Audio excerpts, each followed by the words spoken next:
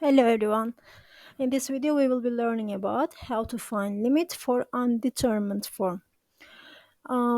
So far we studied how to evaluate limits numerically by using direct substitution, and we studied finding limit graphically, and we also studied number over zero condition, which is called infinite limits or unbounded limits. In this lesson we will be studying zero over zero condition or infinite over infinite condition. So whenever by using direct substitution it results in zero over zero, then it's called undetermined form, but it doesn't necessarily mean that limit does not exist.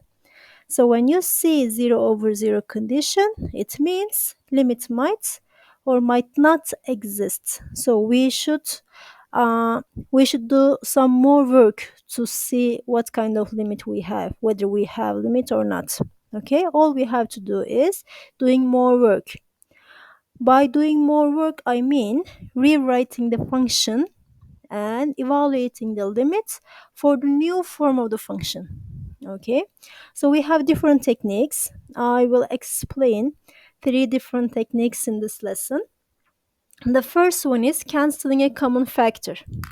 So what does canceling a common factor mean?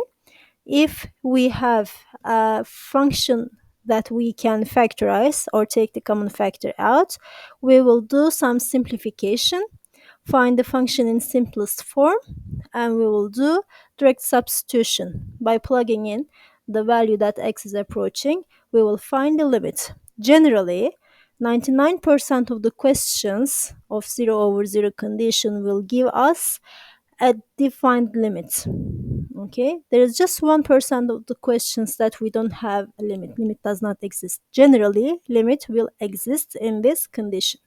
So the first question, evaluate the limit as x approaches the 1 of x squared minus 1 over x minus 1. So whenever we see limits, the first thing we need to do, no matter what kind of limit we have, we do substitution, direct substitution. See if it works. If it doesn't, we will use different techniques. If it works, we will find the result right away. So plug in 1 for x first. 1 squared minus 1, 0. 1 minus 1 is also 0. So we have 0 over 0 condition, which doesn't mean limit does not exist, which means continue working, which means simplify, rewrite the function. So the first step is rewriting when we see 0 over 0. So how do you rewrite? We have x squared minus 1, which can be factorized, right? Top is factorable. So let's just factorize the top. So write this as limit as x approaches to 1 of numerator x squared minus 1. Remember, whenever we have, let me remind you, x squared minus y squared, we can factorize this as x minus y, x plus y. So use the same factorization here. So factorize x squared minus 1 as x minus 1 times x plus 1. I am done with the top. Bottom is not factorable. It's already simple. So what do you see here? Any simplification? Yes, since there's multiplication at the top, x minus 1 is a factor, one of the factors at the top. So it can be simplified with x minus 1 from the bottom. So cancel these two away.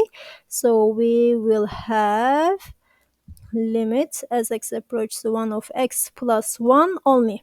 So I got my function written in simplest form. So this is the new form. So the next step will be plug in. We just substitute the value of the limit for x. So that's gonna be limit as x approaches the 1 of insert 1 for x, 1 plus 1, which is going to be 2. So see, even though we have 0 over 0 condition, we had a value as a result at the end. We have 2. All right. Let's move on with another question, exercise and mystery question. It's asked two times so far, as if there is no other question in the book. They asked the same question twice. So, direct substitution at first. Maybe we don't need doing extra work. Maybe we don't have 0/0 condition. So to see, we should do substitution first. So 4 squared minus 5 times 4 plus 4 will give you 0. 4 squared minus 2 times 4 minus 8 will also give you 0. So you have 0/0 condition, which means we factorize. Let's factorize the top first. How do you factorize the top? Here I have 4, so I can factorize it as 1 4, but the sign of middle term is negative, so let's give negative to both. Negative 1 times negative 4 is positive 4, negative 1 plus negative 4 is negative 5, so that's correct. So I can write the factorization as x minus 1, x minus 4. I'm done with the top. At the bottom, x 8. It's 4 times 2, but one of them will take minus because the sign of the last term is negative and the sign of the middle term is also negative. The bigger one will take negative.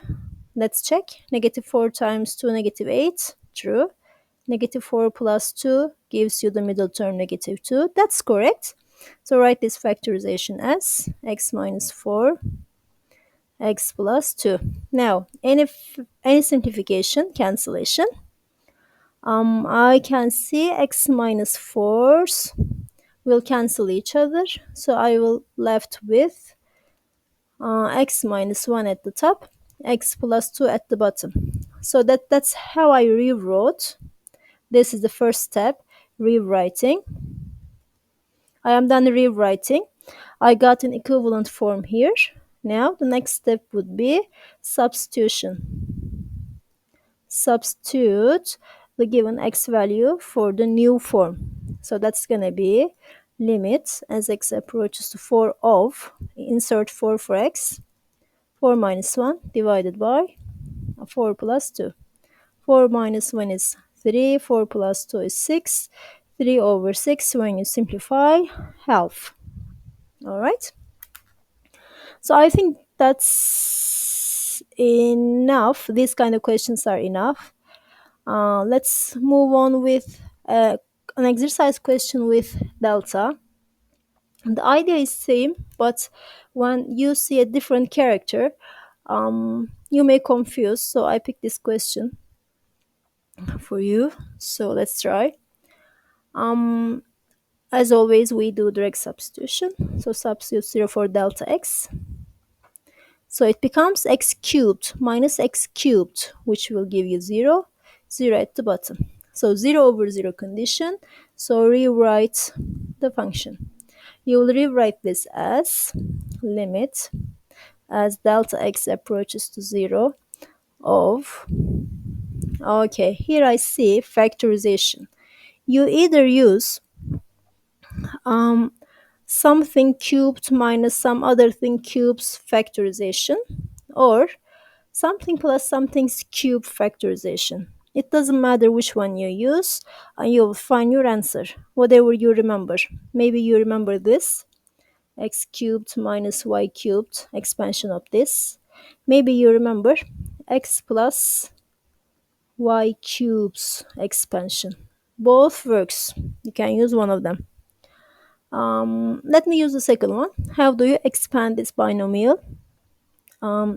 X cubed plus 3x squared y plus 3xy squared plus y cubed. From grade 11, you learned binomial expansion. Maybe you remember this. Maybe you use this. It's all up to you. So I'm going to use the second one here. Let me expand this one by using the second rule. So x cubed plus 3x squared delta x plus 3x delta x squared plus delta x cubed. All right. I am done with the bracket. Um, After the bracket, I have minus x cubed. At the bottom, I have delta x. Okay, now any cancellation? Let's check. I have x cubed here, another x cubed here. They will cancel each other. And any common factor, I see delta x here, another delta x here, and another delta x here. So take delta x out as a common factor. So delta x is out, outside of bracket. What is left here? 3x squared is left, plus here 3x delta x remains. Here delta x squared remains, all over delta x, of course, with limit. So I see common factors, delta x at the top, delta x at the bottom. They cancel out each other. I am left with this. So after this step, because I know this is the simplest form of the function, I rewrote it in an equivalent way. So I can plug in the given x value. Let's plug in limit as delta x approaches to 0 of 3x squared plus 3x multiplied by 0 plus 0 squared. So 0, 0, just 3x squared remains. So there is nothing left. There is no x here. The delta x is approaching to 0. So 3x squared will be a constant number here.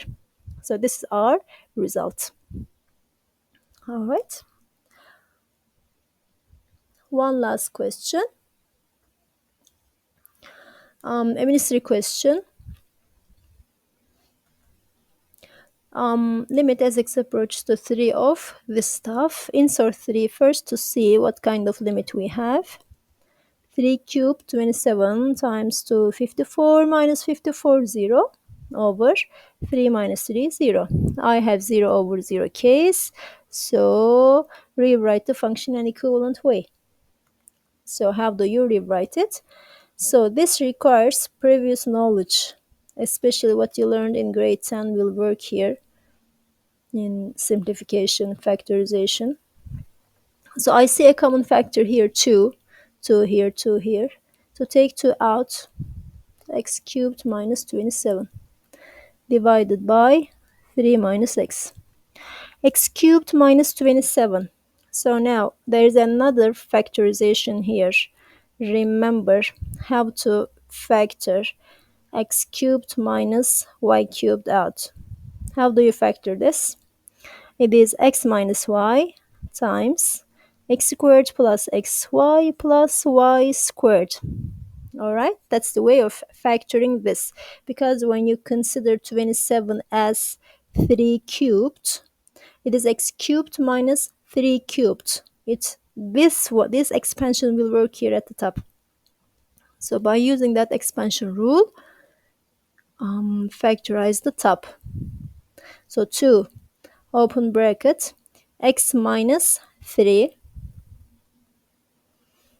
another bracket x squared plus x times y, x times 3, 3x plus y squared, 3 squared, which is 9, all over 3 minus x. Do you see any cancellation here? 2 stays. I have x minus 3 at the top, 3 minus x at the bottom. They are not same.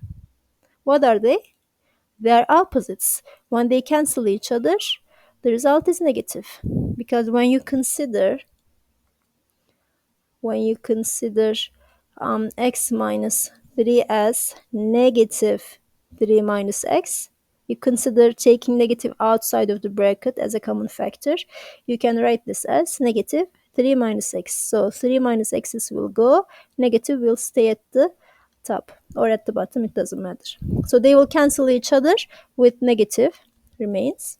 And now we will substitute the given x value. So limit As x approaches to 3 of negative 2 times x becomes 3, 3 squared plus 3 times 3 plus 9. So 3 squared is 9, 3 times 3, 9, 9, 9, 9, 9, 27, multiplied by negative 2, negative 54. Okay, last option, option D, will be true. This was the first condition.